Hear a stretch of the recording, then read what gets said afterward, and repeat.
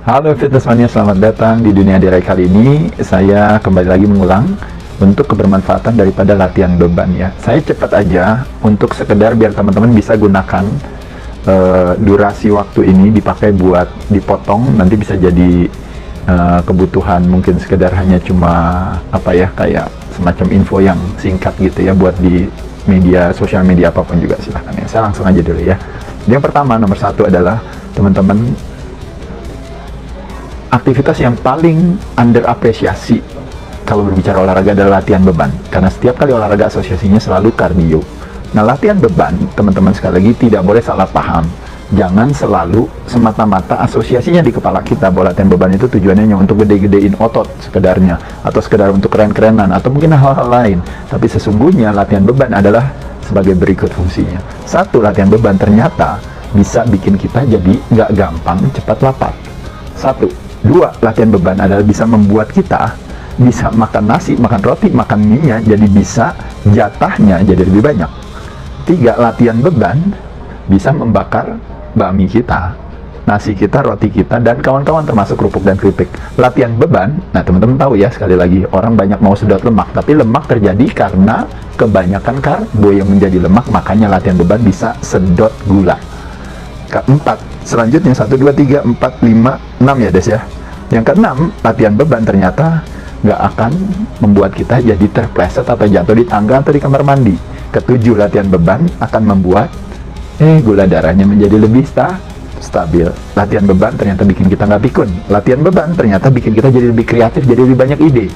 Latihan beban ternyata membuat kita nggak gampang sakit, karena latihan beban, teman-teman sekalian, akan meningkatkan imunitas kita. Oke, sekarang udah dipotong kan, itu udah di-cut. Sekarang kita jelaskan satu-satu, mari kita belajar ya teman-teman sekalian. Jadi teman-teman sekalian, latihan beban itu bukan semata-mata untuk narsistik atau arogansi, keren-kerenan, atau ingin supaya biar gede ototnya dan sebagainya. Saya tidak mau berotot, yang khawatir atau juga nggak mau sama kita ya. Tapi poinnya adalah membayangkan kalau otot kita terlatih dengan baik, otot kita membutuhkan metode namanya latihan beban.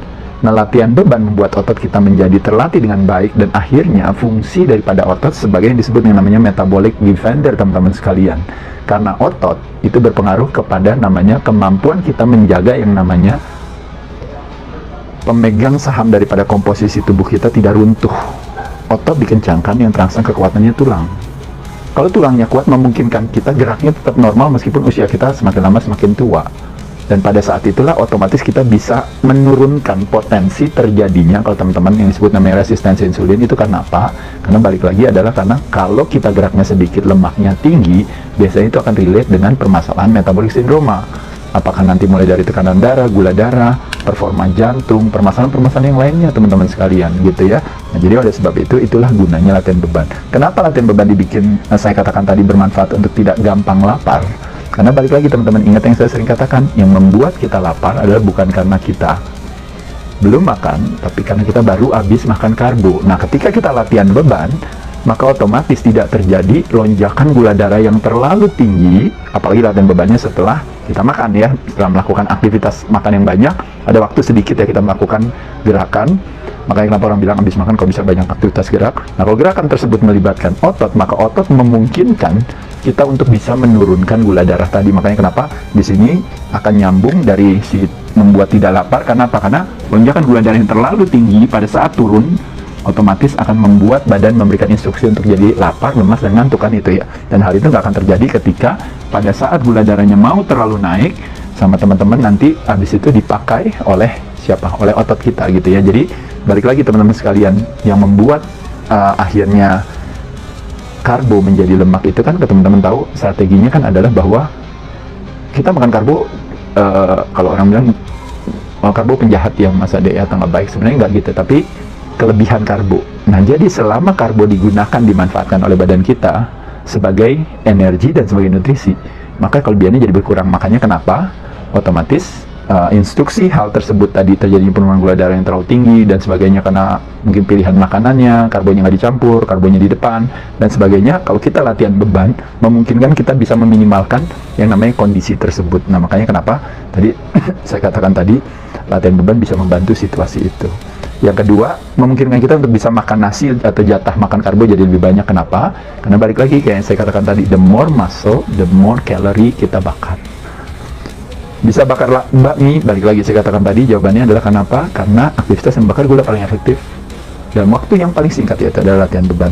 Kenapa bisa sedot gula? Nah, otot kita adalah is a glucose sponge. Ketika kita latihan beban, otot kita berfungsi untuk menjadi sponge daripada gula yang terlalu tinggi itu ditarik. Nah, ini nanti relate-nya sama tadi ya, jadi tidak terjadinya lonjakan gula darah yang terlalu tinggi, karena 80% daripada gula yang beredar akhirnya ditarik oleh si otot, tidak memberikan kepada si pankreas untuk merilis insulin yang terlalu banyak, karena insulin terlalu banyak menyebabkan terjadinya hyperinsulinemia ya, itu menjadi permasalahan daripada resistensi insulin. Lanjut lagi, nggak akan jatuh di kamar mandi kan? Jawabannya adalah otot dikencangkan merangsang kekuatannya tulang. Osteosarcopenia, obesity. Kenapa terjadinya obesity? Sebagai sebuah akibat, bukan sebagai penyebab, karena disebabkan karena terjadinya permasalahan tulang, yaitu adalah osteopenia di tahap awal, osteoporosis selanjutnya. Nah, kalau dibuat investigasi, disebabkan karena apa? Bisa karena mungkin kurang protein atau kolagen, kurang mungkin mineral, kurang paparan sinar matahari, kurang apalagi yang lainnya ya. Tapi kalau dibuat investigasi, paling banyak kekurangannya adalah karena ototnya menghilang. Nah, makanya kenapa latihan beban membantu hal tersebut, sehingga ototnya kuat. Makanya nggak mudah untuk akhirnya kita ringkih, jatuh atau retak gitu ya, permasalahan-permasalahan tulang, terutama bagi orang tua yang sudah di atas 40 tahun ke atas. Gula darah menjadi lebih stabil. Nah, ya ingat ya teman-teman ya, kalau kita makan yang banyak terus ya gitu ya, otomatis jadi namanya roller coaster energi. Dengan rajin latihan beban, kita membantu untuk mencegah untuk supaya tidak terjadinya lonjakan yang terlalu tinggi tadi ya. Itu makanya relate-nya tadi, akhirnya lonjakan yang tinggi menyebabkan jadi lapar, ngantuk, dan lemas tadi. Nggak pikun dan kita punya kreativitas yang tinggi. Kenapa? Karena balik yang saya katakan tadi, sel di otak kita antara satu sel dengan sel lain itu ada yang namanya connection, hubungan yang disebut dengan sinapsis. Modalitas daripada produksi sinapsis membutuhkan dua hormon, yaitu adalah brain derived neurotrophic factor BDNF dan human growth hormone secara alami HGH. Nah, itu semua bisa didapat dengan cara apa? Dengan cara puasa dan latihan beban. Produksi itu jadi lebih optimal. Makanya memungkinkan kita untuk tidak terjadi hal tersebut, karena otak dan otot memiliki prinsip yang sama. Kalau tidak digunakan, maka dia akan kehilangan. Rajin latihan beban membuat signal sebagai makanannya daripada otak dan otot, terutama yang 95% datangnya dari gerakan, dan setiap gerakan tidak diciptakan sama. Makanya latihan beban adalah salah satu di ultimate gerakan yang memberikan signal makanan kepada si otak, makanya jadi kita lebih optimal.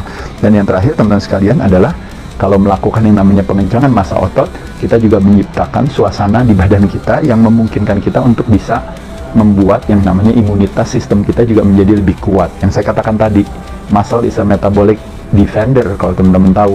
Gara-gara latihan otot juga memungkinkan kita, kayak kemarin dulu permasalahan musim infeksi, ibaratnya terjadi badai sitokain, kita create dengan latihan beban, terjadi badai mayokain yang memungkinkan kita untuk melawan yang namanya permasalahan daripada yang namanya kesakitan itu tadi gitu ya. Kita lawan dengan meningkatkan yang namanya sistem imunitas di badan kita.